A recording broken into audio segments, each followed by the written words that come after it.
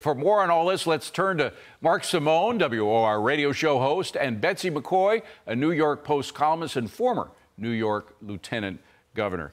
We could talk an hour about how this governor's doing, but let's focus more on what's happening in the city. You had a piece about this. Mayor Adams, he is cheerleading the city as, quote, thriving, saying it's working so well. Meanwhile, we're going broke because we're spending, well, just part of the reason we're going broke is we're spending $10,000 per migrant per week, and we have tens of thousands of the migrants here. I mean, I think we're going broke, aren't we? New Yorkers know what a crisis it is. And what did the mayor do when the polls last week showed that it's a crisis?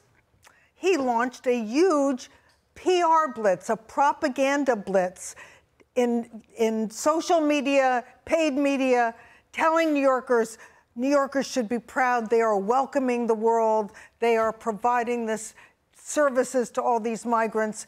All, of course, paid for by taxpayers, the media blitz, as well as the services to migrants. It was a real slap in the face to taxpayers.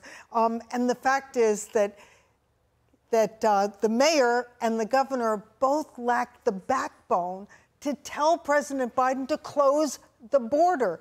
For example, this work authorization thing, this is just a political dodge.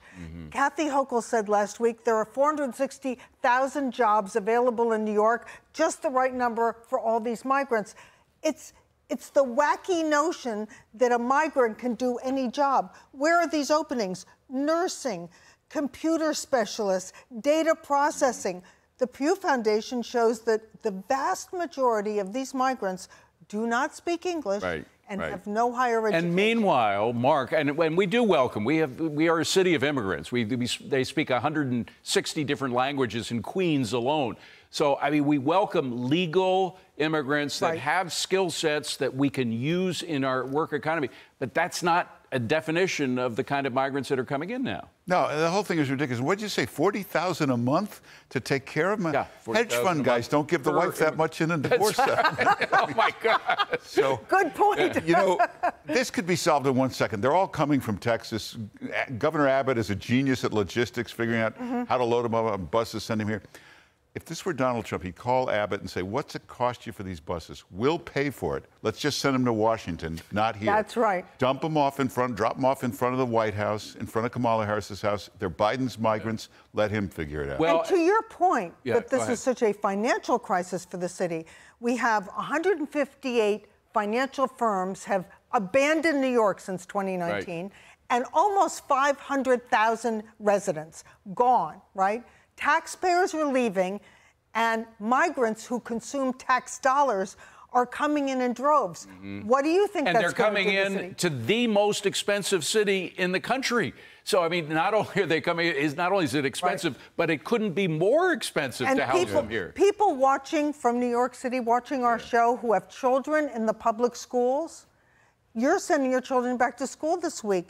Say you have a son or daughter in 5th grade, there may be 2 or 3 migrant children in that class who speak no English. Let's bring it out a little from New York itself and from cities. And we had Chip Roy on yesterday, Mark, and Congressman Chip Roy. He said it is time to use the power of the purse, where Republicans have to get strong. If you can get that soundbite of Chip Roy, roll tape. I'm tired of Republicans campaigning on border security. I'm tired of Republicans saying, oh, Joe Biden bad. Why don't we dadgum do something about it? We have the power of the purse. The founding fathers gave it to us. We should use it in September and say, look, we're not trying to defund the Department of Homeland Security. We're trying to hold them accountable. We're trying to say, look, if you go to a painter and you say, paint my house, and he doesn't paint your house, he scrapes the paint off and walks away, you don't write him a check. Why would we write a check to Mayorkas to leave us exposed, endangered, and kids dying? I don't think we should. Republicans should hold the line. I hope we will. Mark, I love that guy. I love common sense that comes out of him. And he's got the guts to do that. But do other Republicans? The reality is both sides stink on this. Democrats see it as cheap votes. Republicans see it as cheap labor. You know, you're not talking about a complex problem. We're not trying to land a man on the moon. You're not trying to come up with a vaccine. Patrolling a border. It's pretty simple. It's done in every other country in the world. You can do it with troops or a wall. Biden is deliberately opening the border. He has opened 114 portals in Arizona in the last month. He's welded the doors open. Why do you think he's doing it? Future votes. These are But the it's not future working. votes. The Latin voters are leaving the Democratic Party. That's right. So, I mean, is he that dumb? I mean, are the Democratic people that are telling him what to do in terms of the border, are they that stupid, Mark? Yes, absolutely. Okay, simple answer. I love simple answers. Absolutely right. All right, Betsy, we have another potential emergency here. Yes. With COVID. And then now they come out saying that we have a climate emergency. We had the FEMA director on yesterday saying that that's what's causing these storms, even though it's been a relatively mild season so far. I just want to play the soundbite of the FEMA director yesterday. Roll that tape. Is this, in your view, the new normal, just summers where we're seeing these kinds of events more frequently and maybe more intense events than before? You know, what I can say is that we don't have a typical operational season like we've had in the past. We have had an unprecedented number of disaster requests from governors because of the extreme weather that they're experiencing. This is our new normal.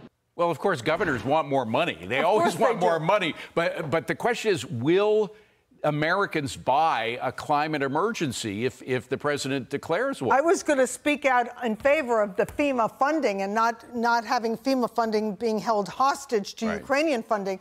But I will say that there is significant disagreement.